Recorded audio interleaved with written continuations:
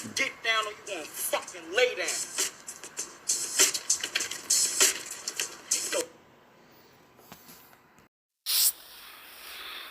Who was Aaron Jones and his right-hand man, Leroy Bucky Davis? The Junior Black Mafia terrorized inner city Philadelphia in the mid-late 80s. Since the arrest and convictions in federal and state courts, their legacy has lived on the streets and popular culture. Books have been written, fiction and non-fiction movies made, and magazines articles profiling the crew have appeared detailing their exploits at the baddest urban outlaws to walk Philly's streets.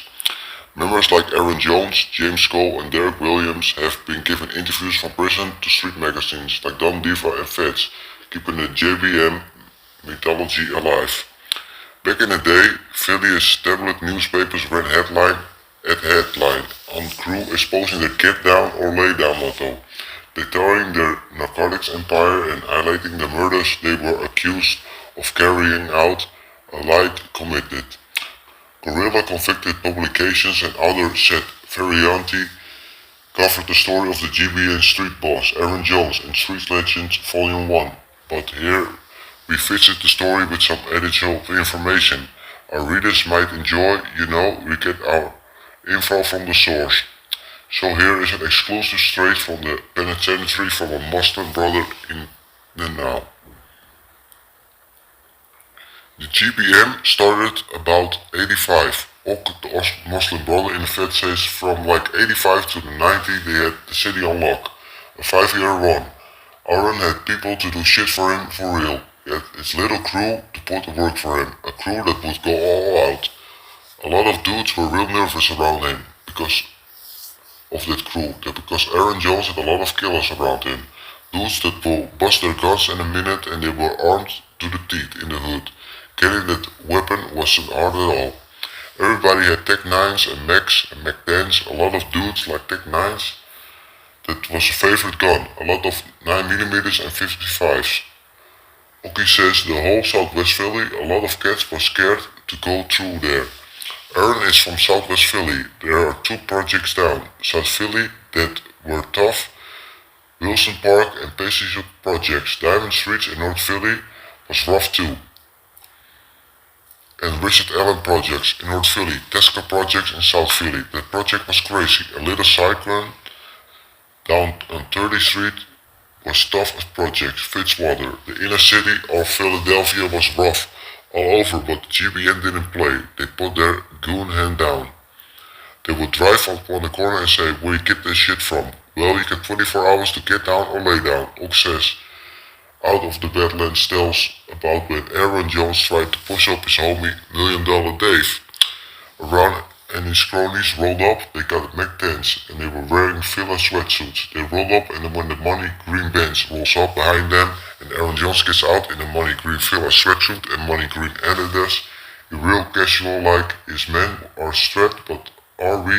I'm holding the RF-15 and my man got the 9mm. Aaron comes and tells $1 Million Dave that he can get down or lay down, but David doesn't go for it. We run to the Badlands and nobody coming up there, telling us what the fuck we do.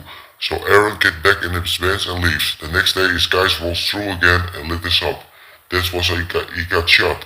And I busted back to all of his and when they saw that we meant business, they left us alone and moved us on the issue prey. Dudes back then would literally get out of the car, do their thing. They would walk up on dudes, there wasn't no drive-bys.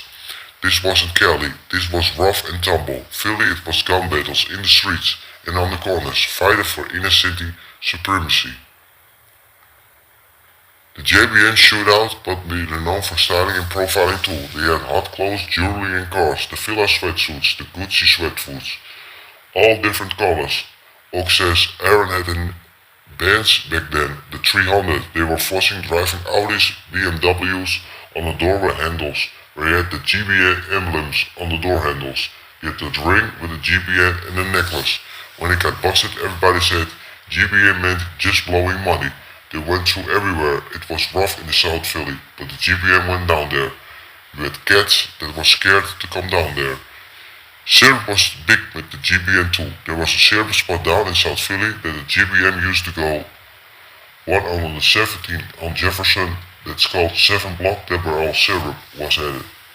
Everybody was on the syrup back then. Motherfuckers in Philly been drinking the syrup since the 70s. Syrup was like one of the choice drugs with pot of cocaine before crack hit the scene. Drunk on syrup with money and power in spades and high caliber weapons galore. The GBM were some dangerous dudes, but were particularly necessary to own. Leroy Bucky Davis was one of Aaron's lieutenants in Southwest. He got killed on 98-90. Og says he was a little short dude, furious fighter. He was a boxer. He was high in the chain of the GBN, him. And Aaron was like that. Him and Aaron had Southwest Philly. Bucky got killed on Crittenden Street. He was coming home from a party with some broad. Bucky was trying to get the key into the door and his joker shot him.